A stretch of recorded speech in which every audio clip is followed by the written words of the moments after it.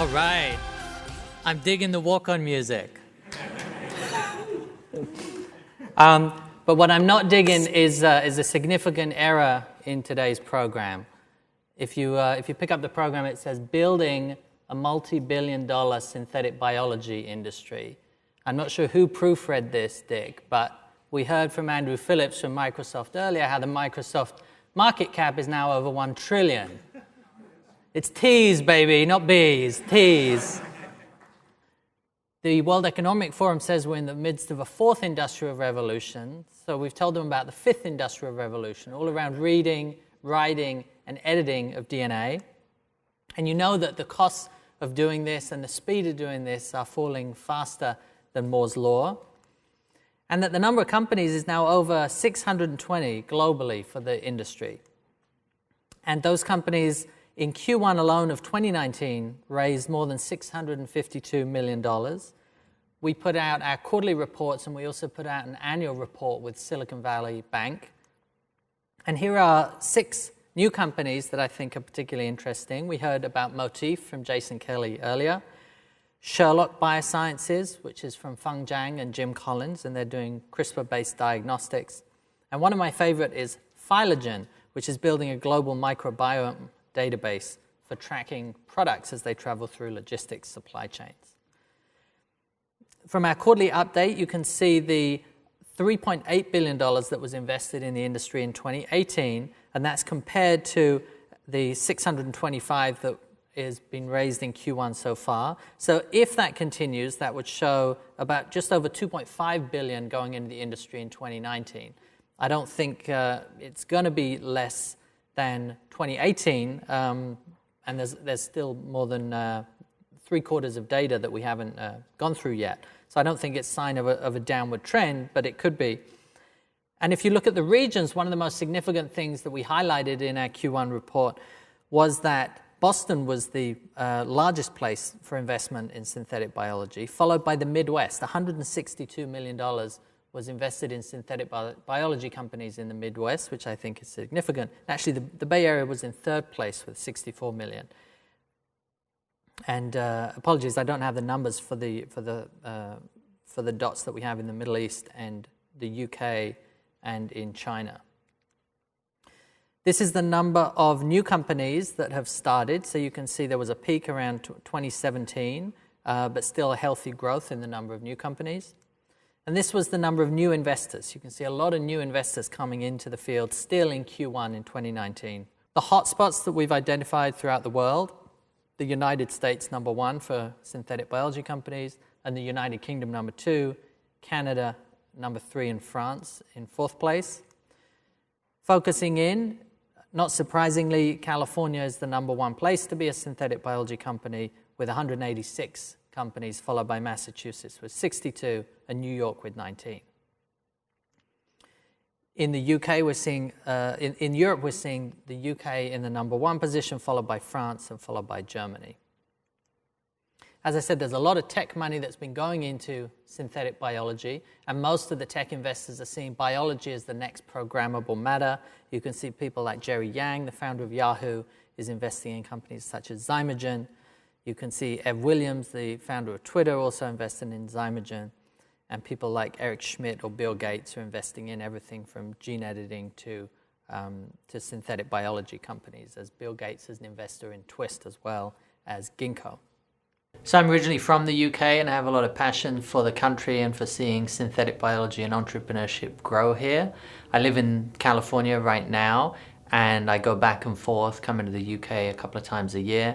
I've known Dick Kidney and Paul Fremont for many years, actually about 15 or 20 years now, and we've run conferences at Imperial. They've come and spoken at our conference, they've sponsored our conference, so it's a very synergistic relationship. The UK is the 2nd biggest population of synthetic biology entrepreneurs in the world outside of the US, and it's a very important market for us. I think one of the areas that's really bubbling is this idea of consumer biology. I showed in my presentation today a couple of companies that I'm really excited about. One of them is called Berkeley Brewing Science, and they're taking the hop pathway and they're putting it into yeast cells, and they're using those yeast cells for making beer. And now you can brew a nice IPA that's got hop flavor, but you didn't need to add any of the hop plant to make that flavor. And that's good for two reasons. One is for sustainability, because hops take a lot of water and a lot of land to grow. And the second is good for price of making the beer, because hops are very expensive and they're a commodity, and they have a lot of fluctuations in their price due to their seasonal availability.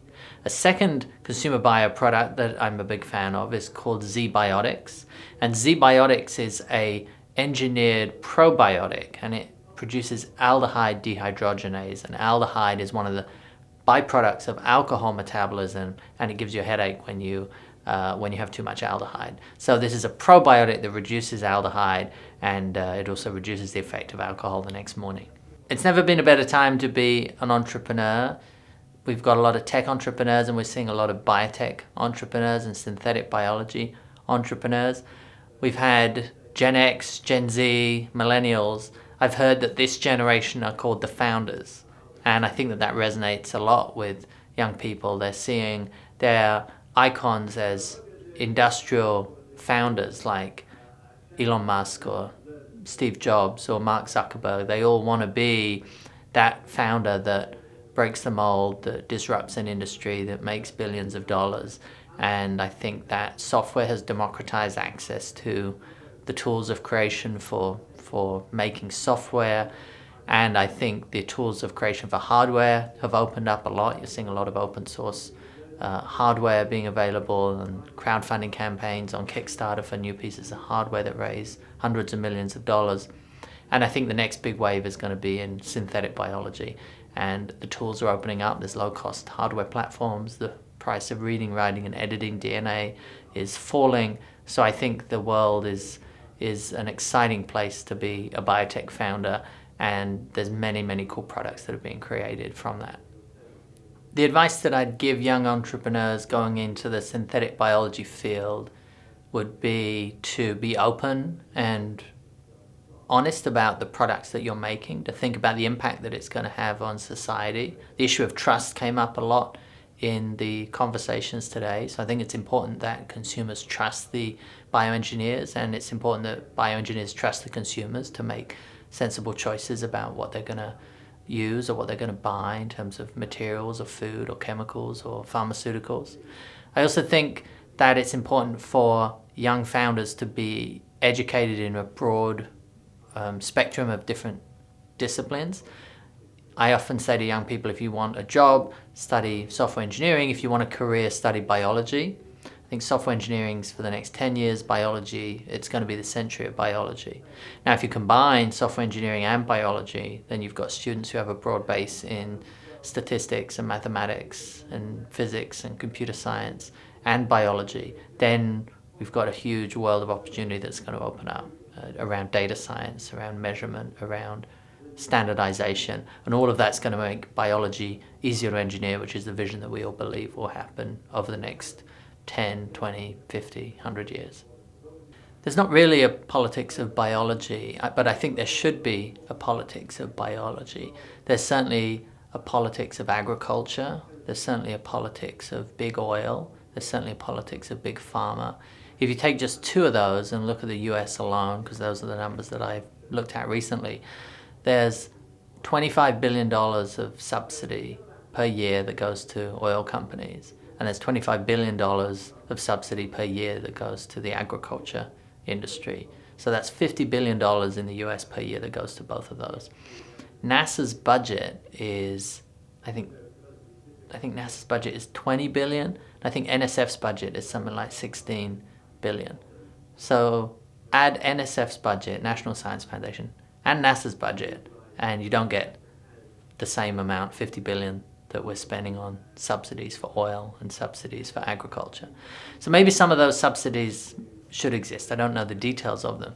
But I think as a community and as an industry that's on the cusp of a new sustainable bioeconomy, a new sustainable bioindustry, and a new industrial revolution, I think that we should be much more engaged in politics and much more engaged about where our tax dollars go, and much more engaged about doing good with the dollars that these subsidies that are given out. And I think there's a lot of opportunity there that we're not tapped into because we're not so engaged in advocacy or engaged in politics.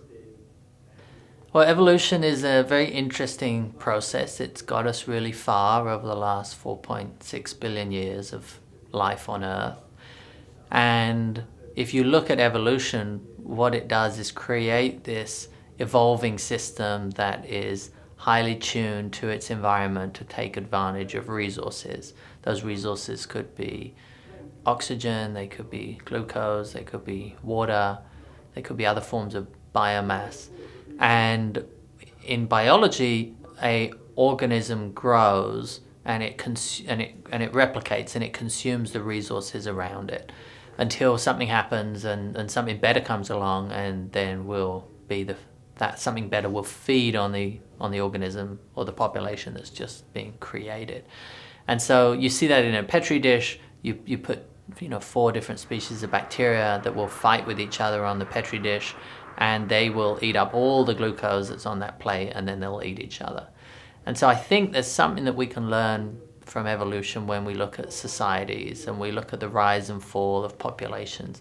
Look at, in Western Europe, you're seeing a decline in population. In Japan, you're seeing a decline in population. In the US, you're seeing a slowing of the growth in population.